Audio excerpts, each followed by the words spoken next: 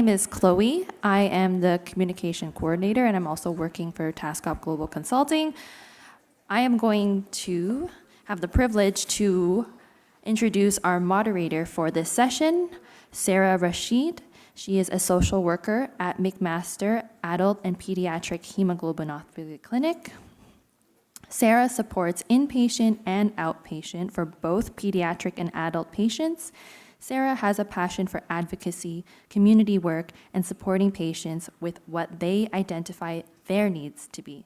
Previous to Sarah's role in hemoglobinopathy clinic at MUMC, she was working in an outpatient hospital setting and community agency supporting children, youth, and families.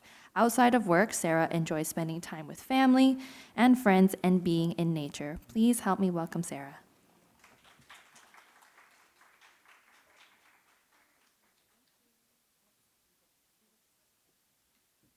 Hi, everybody. Thank you so much. Thanks for the warm welcome.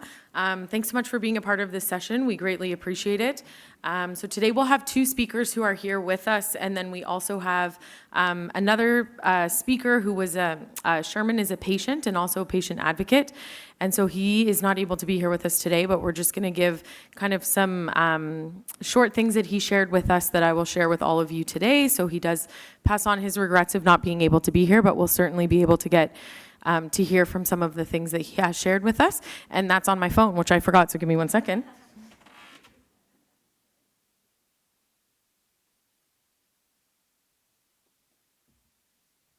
And so Sherman was speaking from the perspective of a patient and again, a patient advocate, and had some really great pieces that he shared in the write-up that he was planning to present. And one big thing that really stood out to me that I think would be really important for us to share, he has a significant write-up that he was going to share with everybody, but I can't do that justice by sharing it on his behalf. But there is one piece that he ended, and his takeaway for everybody is that we cannot determine how long we live, but we can determine how we choose we live. And so I think that's a really good kind of way to start in this particular kind of series that we're doing today. So thank you, Sherman, for that. And I'll start by introducing our first speaker, who is Erin Burrell. I have to say, Erin is an amazing nurse. She put that in her bio, but she actually is. And I can say that because we work very closely together. Erin completed her Bachelor of Science in Nursing at the University of Ottawa in 2012 and started her career as a pediatric nurse in Toronto. Her background is strengths-based care and leadership with the Registered Nurses Association of Ontario that led her to the opportunity to join the world of hemoglobinopathy in 2020. As she began working at McMaster Lifespan Clinic, she was quickly inspired by her colleagues and patients to contribute to the advocacy being led by SCAGO and professional organizations to improve equity within healthcare. Erin endeavors to use the role of nursing to compassionately and skillfully address healthcare needs of children, adults, and families through local and global efforts. So everybody please help me in welcoming Erin to the stage. Okay. Thank you so much. So they mic'd me up here, which is great because then I can move around and see all of you folks. I don't know if it's more intimidating or less intimidating that there's half of you in the room now, but we'll hang out and we'll have a little chat. And thank you so much for Sarah for introducing me. Thank you so much to SCAGO for inviting me here today. I'm so excited to be able to speak with you all. And I'm going to share a little bit with you about living longer with sickle cell disease, what families need to know. So that's kind of our overarching theme of the panel.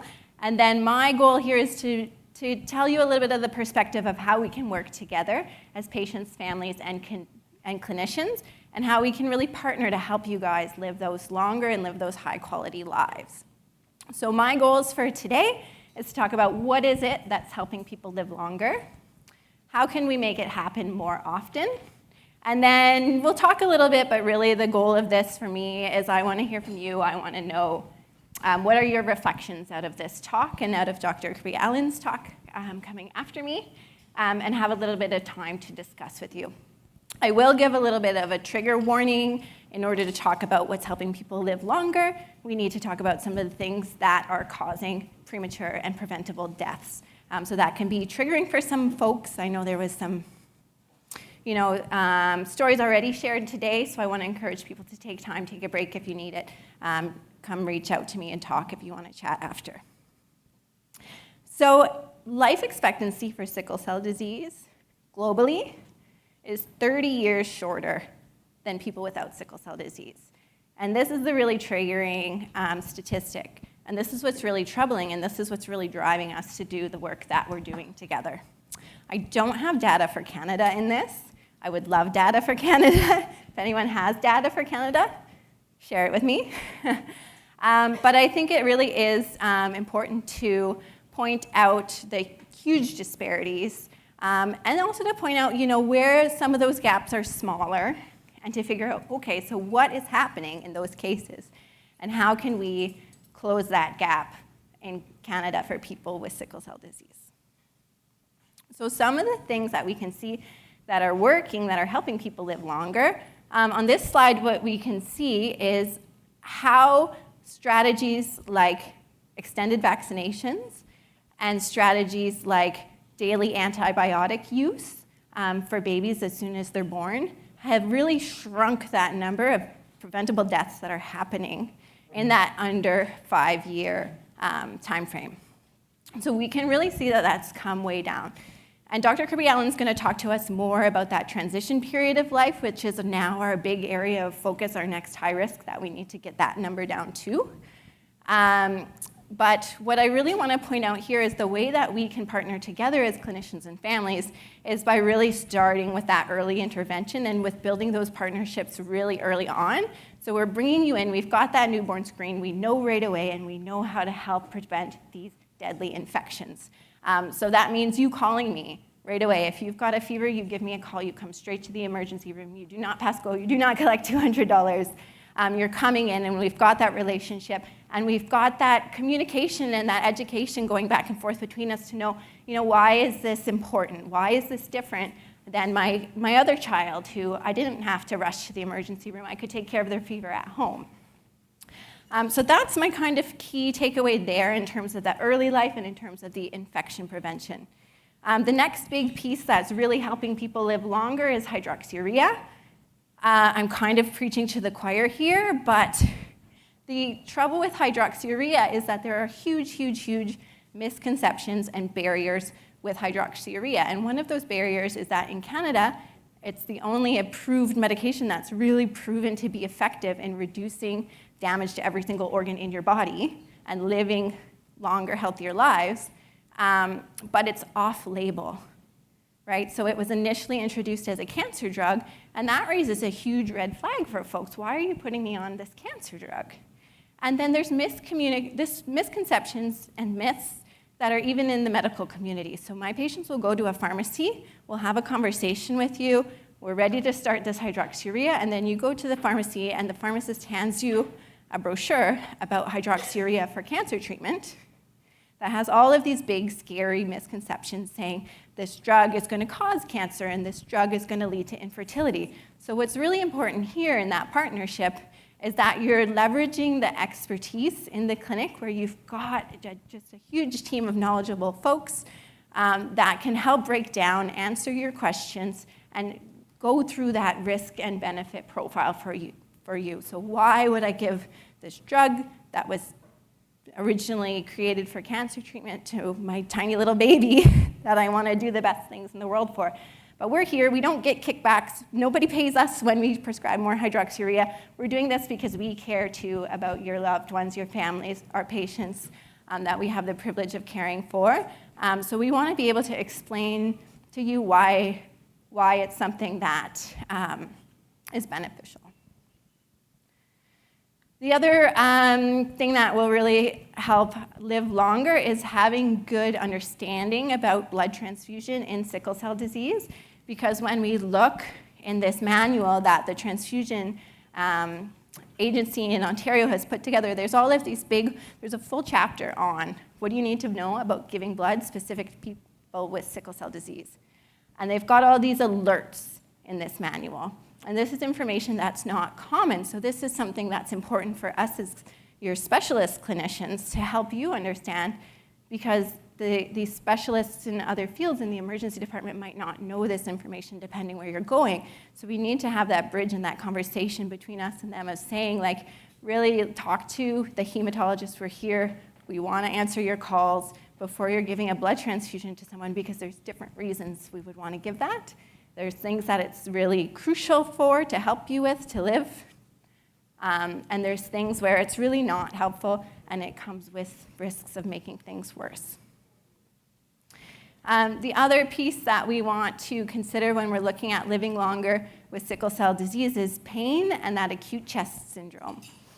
So in Canada, this is one of our biggest causes of harm and of preventable deaths in Canada. And that those mortality rates, those death rates really depend on the medical management.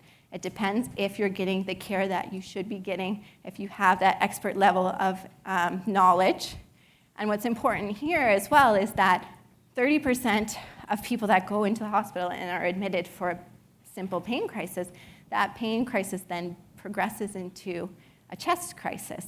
And so then you've got this really high risk profile. So we've got people at home who are like, why do I have to go to the emergency room? It's just a pain crisis. Don't make me go there. Nobody wants to spend all day in the hospital stepping away from their lives and their families and their comforts. But it really is that piece where we've got to be able to work together as clinicians and patients to say, what are those risks that we need to be watching out for? How can we keep healthy by working together? And then we've got to really understand the reasons that people don't want to go to the hospital in the emergency room and be able to have people going to the emergency room in the hospital when they need to be there. So we need to recognize that if someone goes into the hospital because they have this persistent pain and the staff is saying they're manipulative and now they're not giving them enough pain medications that they need, and you're still in pain and it's causing stress and that's causing more pain, it's causing anxiety, it's causing more pain, now you're, as the patient, more focused on your pain, and the staff is continuing this vicious cycle. So we've got to stop this vicious cycle in order to close those gaps in achieving those optimal health outcomes. So we have these things that we've talked about today that most of us in this room are probably have been introduced to. We've got the health quality standard on sickle cell disease. We've got the sickle cell education program that SCAGO has put out. The information is all out there, and we need to help get it into the hands of the right people. It's important to acknowledge that there are social determinants of health and that your social indicators and your mental health are 100% tied into your physical health. You cannot have one without the other, and the social stigmas that people with sickle cell disease are facing is playing into their health outcomes, their access to education, their access to employment, their income, and their housing are directly playing into their outcomes in their lives and their physical health. So that brings me to wanting to shout out our amazing team at McMaster, because we've got a big, huge group of people that are here for you that want to work with you to ensure those best health comes. So we're fortunate on our team to have adult physicians, pediatric physicians, nurses, nurse practitioners, healthcare aides, social workers, physiotherapists, dietitians. The list goes on, and I know other centers, some centers have pharmacists on their team that can really answer those medication and those drug access questions for you. They might have psychology that can answer some of those diagnostic questions for you. So really, we're here, we want to work with you, and we want to partner together to help close that gap, to reduce those barriers, to reduce all of the stigma that people living with sickle cell disease are facing. So together as people living with sickle cell disease, as family, as healthcare providers, we all need to become champions and advocates. I think everyone in this room is already an amazing champion and advocate. You're here today. That means a lot. And it's really about practicing that empathy and going both ways. I, in my bottom of my heart, want to believe that everyone in the healthcare system comes to work wanting to help people, and sometimes that gets rubbed down, and sometimes people have other things going on in their life, but instead of having that cycle of negativity bringing us down, we can have a funnel of positivity bringing us up by empathizing both ways towards each other, increasing our knowledge, and mentoring each other. So the take home for all of us is thinking about, today, how are we going to make a positive difference? So thank you very much. If folks have questions, we'll talk about that at the end. But if anyone wants to reach out to me, my email is here, so don't hesitate. Thank you.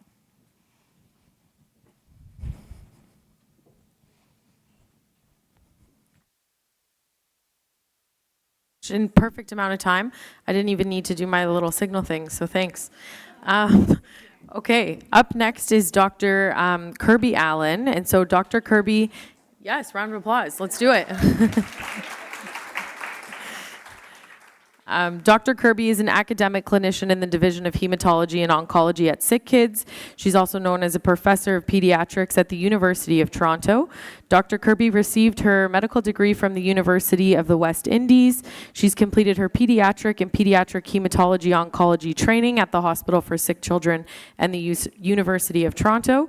She's a co-director of the hemoglobinopathy program in the Division of Hematology and Oncology at SickKids. She served for many years on the advisory board, and she moved to the governance board at SCAGO in 2017 to ensure she provides medical oversight to the organization. So please give me the joy in welcoming Dr. Kirby-Allen to the stage, please. Thank you. Thank you. Oops. Thank you for your introduction, and thank you all for attending this meeting this morning. And thank you, SCAGO, for inviting me. I'm going to talk, I ramble a little sometimes, but it has something for everybody.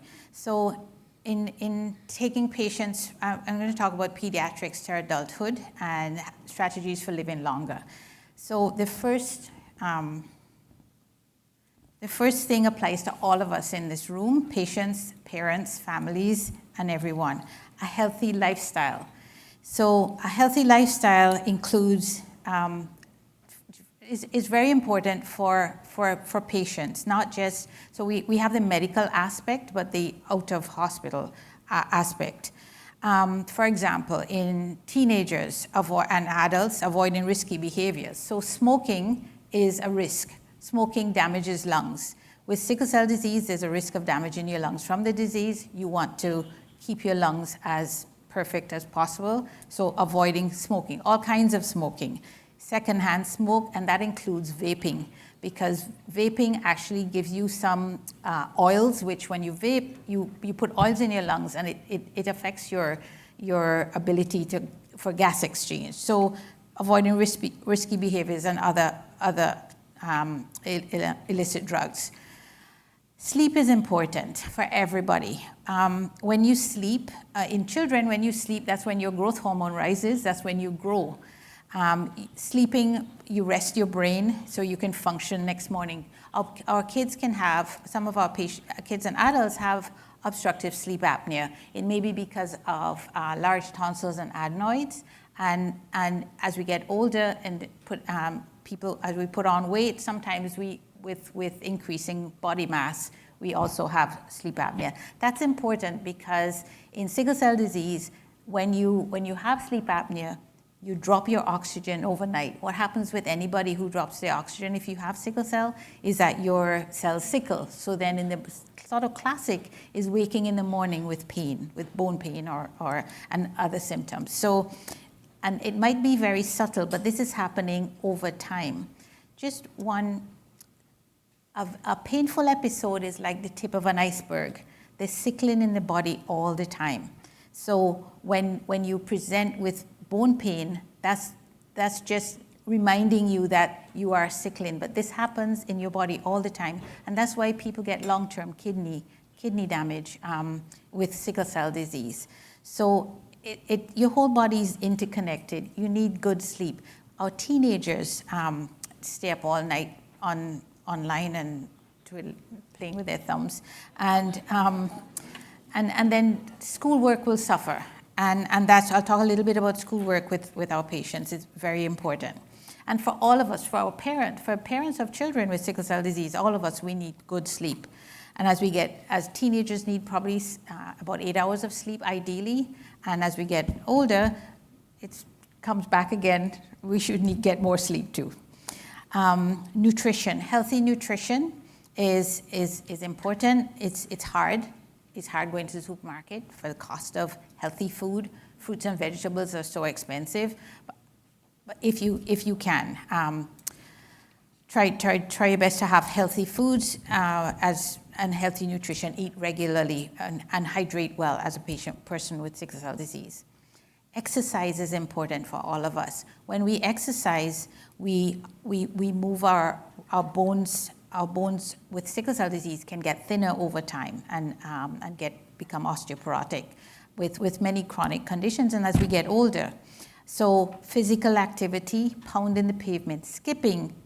In clinic, we give our patients skipping ropes, and they must think this being silly, but it's actually shown that if you skip 10 minutes a day, 3 days a week, in a study that was done in the US some years ago, you can actually increase a person's bone mass and prevent osteoporosis. And as we get older, we lose bone strength. So all of us over 35, after 35, your bone strength starts going down. So you try to maintain it by being active. And we see that in the kids in the clinic, our thalassemia and sickle cell kids, the little boys who play soccer competitively, their bone strength is normal compared with many of our other kids who are not allowed to or don't do anything active. Social support is key. Social support meaning we can't be alone with a condition. As parents of children with sickle cell disease, sometimes our parents will there's a stigma attached to having sickle cell disease, so they don't share with even some of their best friends. When you share your child's condition or your condition with your friends, invariably your friends come and support you. They don't move away, very seldom. And if they do move away, they were never your friends. They were out for another reason. So you could do without them. But you need the social support and stress management. And that's not as easy to say. All jobs can be stressful at times, but try to find ways of managing your stress. Exercise is one way, is a diversion. And just on the side about vitamin D deficiency, we are all vitamin D deficient in Canada if we are not taking vitamin D supplements. And I don't have any vitamin D company money coming to me by saying that. Vitamin D is called sunshine vitamin. We need the sun hitting our skin. We make vitamin D in our skin. In Canada, we all covered up except for July and August. And in any case, in the summer, I haven't been outside in the sun that much anyway because you work indoors. So we are all vitamin D deficient. So unless we take vitamin D supplements. And vitamin D deficiency has been associated with a number of other conditions. I often wonder if it's really, this is full disclosure, I wonder if we are all so vitamin D deficient that any condition you find a vitamin D deficient patient in there. So just try to increase. And you need vitamin D for good, strong bones and teeth. So I'll just continue a little bit of what Erin said. Saying well, we have comprehensive care clinics. It's been shown many years ago through the US, and then it's spread elsewhere, that we need comprehensive care for our patients. We need a multidisciplinary group of people, physicians, nurses, nurse practitioners, social workers, now more than ever, psychologists and psychiatrists, which are few and far to find, to get to your patients to.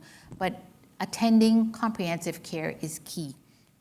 Because this is a group of people who are they're in that program because they want to be there, and so we keep up with the literature. We know how to manage patients as best we can. And a word about attendance. If you are, I'll diverge a little bit as we go along. If you have a clinic appointment and you can't make it, call the clinic and tell them you can't make it and rebook. In pediatrics, when a patient doesn't come, we go after them. We call them, you didn't come, we rebook. We didn't come, we rebook. And we keep doing that. We don't have a limit. In adult care, you expect it to be treated like you are, like over 18, you're an adult. If you have an appointment and you don't show, nobody's going to be running behind you to call you and say, you didn't show, you need to come for your appointment. Sometimes you don't show because you're sick in hospital. Ask a family member, somebody, just to call the clinic. Or as soon as you come out of hospital, call the clinic and say, I was in hospital, can I rebook? Some clinics have a 3 strikes and you're out practice. So you don't show up for 3 clinics in a row and that you get cut from the adult program. when we hear about this, because in the transition from peds to adulthood, many of our patients, which we're doing better at now because we have a formal transition program, our patients expect the clinic to call you and to keep calling you. Just a plea to make sure that if you can't go, you let somebody know and rebook. Comprehensive care in Ontario starts with newborn screening. Every baby born has a heel prick, and that includes a test that includes sickle cell disease. So we get our babies from 2-3 months of age, which is great, and until 18, and then they transfer to adult care. Keeping well, we talked about hydroxyurea. Erin talked about hydroxyurea. And it's the one drug that we have. That is affordable and it's available, and it's not licensed in Canada. SCAGO is working on actually having a label license for sickle cell. It is licensed for sickle cell specifically in the US. It's the same drug. We have it. It makes a big difference. It has allowed our kids to finish high school, to join track teams, to just do things that in the past you would never imagine was possible. Maintaining good hydration when our kids get dehydrated in the height of summer. If you're out in the garden working as an adult or whatever you're doing, make sure you're hydrated, because then you can end up with being sick. Attention to temperature changes on both extremes. Layer up in the winter, and when you get indoors, you can take off your layers. Some of our teenagers, they're very cool, and they don't wear boots and they don't wear gloves because they're not cool, and they wear running shoes, which just get soaked with nice snow. And that when your body temperature drops, you can have get sick with a painful episode. Immunizations, updates. In pediatrics, we're very cued into immunizations, but adults need immunizations too, especially in the over 50 age group. Pneumococcal infections are high risk. It takes our children who don't present promptly with fever. But in older people, anybody, this is not just sickle cell, everybody over 50 should have a pneumococcal infection. And there are other immunizations that are required for the general population, and that includes our patients with sickle cell disease. So for all of us in the room, when you get over 50, remember that there are other things. And then I talked about family support being family and friend support being key for. Sometimes it's helping you when your child is in hospital to look after the other children. For patients, listen to your body. You're living your life, and the things that are happening to you, we want to hear about them in the healthcare team. You having flashing lights or spots on your vision, you bring it up with your healthcare team. If for some reason an adult or a child who has sickle cell disease suddenly has an area of blindness, don't call. Just go to the emergency room. You can call your comprehensive care team. That's an emergency, and don't wait for an appointment. You go to the emergency room because that's an emergency. You may have your retina may have dislocated, and it needs to be put back quickly. Bone pain, 1 minute. Oops. All right, I gotta. Listen, pain in the same location could be an infection. It doesn't have to be a painful episode. AVN of the hip, pain in the hip, that's significant. You must be exercising. Exercise to your tolerance. Not any more than your tolerance, but don't stop being active. And get your annual routine checks with your primary care physician. Ask your healthcare team about new developments, new research studies that they might be able to participate. Educate yourselves from a reliable source, all things sickle cell. Ask about information you have seen, and somebody mentioned that before. Information, misinformation, and disinformation is out there. So ask your healthcare team if you've heard something, rather than stopping the hydroxyurea because you read something or a blog. And an alert for everybody with sickle cell disease: if you get a fever, you need to go to the emergency room. School education is key for our children, and because they're going to become adults. We need well-educated patients in the school system.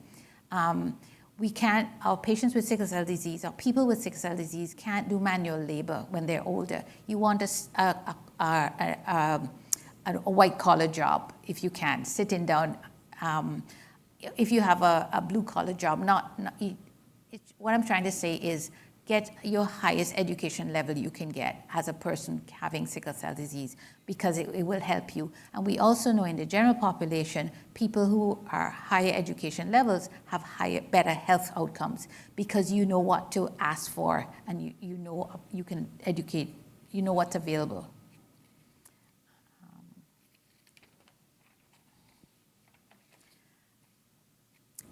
One thing to be aware of, people who have sickle cell disease can also get any other condition like lupus, diabetes.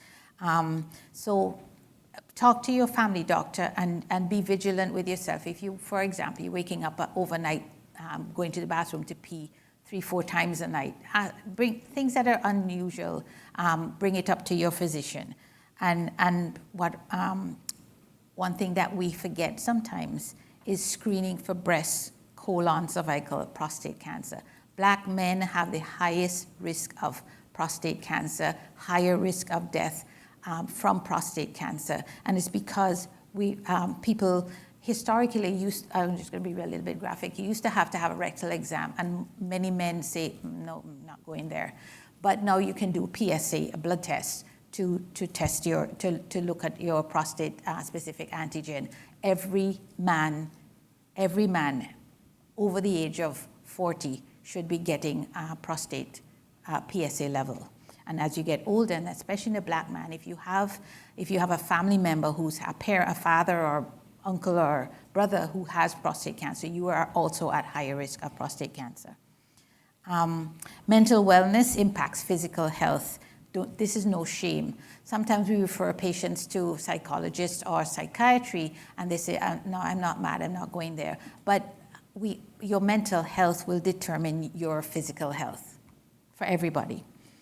And as we get older, I put the reference here because it came out this week. As we get older, cognitive impairment in sickle cell adults is higher. We have little sickle cell disease, a vasculopathy involved in the brain. So your blood vessels in your brain are affected. And as you get older, just like dementia so whereas this probably starts happening around age 60 something or 70 in the non-sickle cell population, it can start a little earlier. So cognitive testing should be a way. You have to talk to your family doctor about these things and educate them. And then my last slide is just to introduce you to a finger model, and this goes for everybody. I talked about some of this already. This was a study was done in Finland some years ago, randomizing people to this 5-finger intervention versus letting them live their normal life. And what this intervention was exactly what we talked about, and this is where this is very topical now. Healthy food, a lot of vegetable-based food, fish, not so much red meat. Sorry, beef growers. Physical activity, stress reduction, mental stimulation, learn a new skill. When you get past, when you finish high school, you got university, and you get into your job, keep learning something new. Yo hablo español, yo estudio español.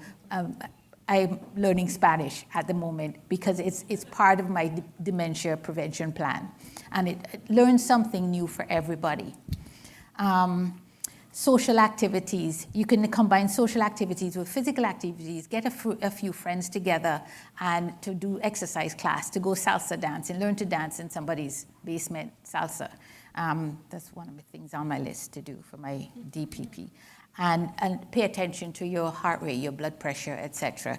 To get this. All these things have been shown to reduce, and sometimes to turn back the degree of memory loss and cognitive impairment in a group in older people.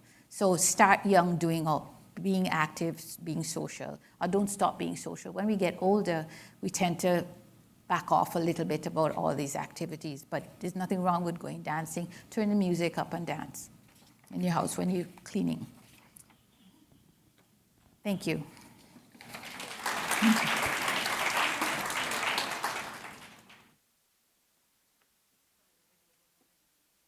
That's okay, no worries. Thank you so much, Dr. Kirby-Allen. So please, everybody give a big round of applause for both of our presenters. We do have about 1 minute for any questions. So is there anybody in the audience who would like to ask a question? If so, please raise your hand. I can come and bring you a microphone. Any questions?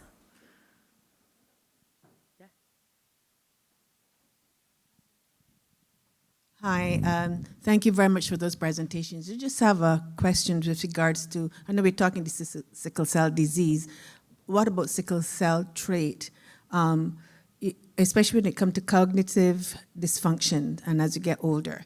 Does that present itself with people with sickle cell trait as well, or does the two don't correlate? Well, that presents itself in everyone, whether you have sickle cell trait, sickle cell disease, or no sickle cell gene at all. And that's something that it was kind of important to take away from Dr. Kirby-Allen's presentation, is using those factors as you're getting into older adulthood. I don't know how scientific it is, but there's some really great information out there about like looking at life longevity and looking at having a purpose in your life and having those healthy vegetable plant-based foods and having purposeful active movement. And in having those social connections, because those are really the things that are going to help you prevent cognitive decline in your older adult, as well as living close to family. That's one of the strongest indicators for being able to live a happy, healthy, productive, long life, is having your family close by. So I like to remind my mom all the time to be nice to me now if she doesn't want to get put in a nursing home. And then she gets to live that long and healthy life. Just one thing about sickle cell trait, and just for everybody to be aware, because all of the parents of any parent of a person with sickle cell disease is a carrier by, there are some risks. I don't know that with sickle cell trait is any higher cognitive decline than the general population, and doing all the things will help everybody. Hydration is important. People who have sickle cell trait are at higher risk of heat stroke. So people who are, if you're doing physical activity in the summertime and the weather's so different, changing now, make sure that you're hydrated. That's one thing that is increased risk of, and also with sickle cell disease, so, but higher than the general population. Okay, thank you. Anybody else? We have time for one more question.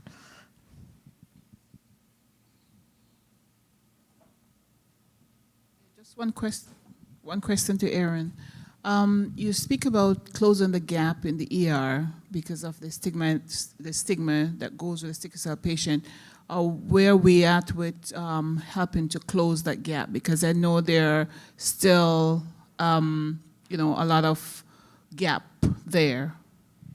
Yeah, it's interesting because there's some good evidence that's showing, where the gaps are, where the wait times are not matching with the standard, where people who are Black are waiting longer in emergency departments than people who are white, and people who are Black with sickle cell disease are waiting for longer in emergency department than somebody who's Black alone with a similar level of emergency needs.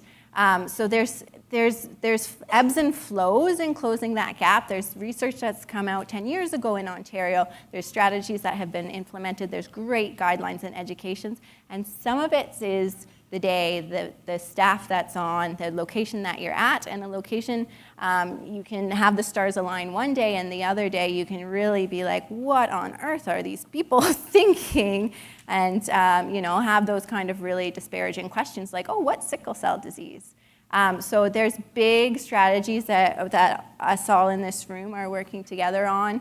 That Health Quality Ontario guideline, like we've encouraged some families to print it out, the placemat, and take it to the emergency department with you. That says right there, anyone with sickle cell disease with a vaso-occlusive episode or fever should be a C-test level 2, which is second highest.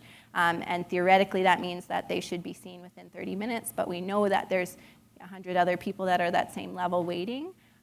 So some of that is I think there is a piece with that empathy, and I think when we can recognize where people are doing the things that are right but we're still frustrated and we're still waiting, but that's outside of our control versus when it's inside of our control, when there's an education gap, when we haven't been acknowledged appropriately that we are at that emergency level of care. So there's many of us in this room at different levels who have been engaging with emergency departments, with physicians, with nurses, and saying, you know, what is it that you need from us to support you to close that gap? And it's bigger than sickle cell disease too, where we're working on across the system closing that gap of racist and inequitable care.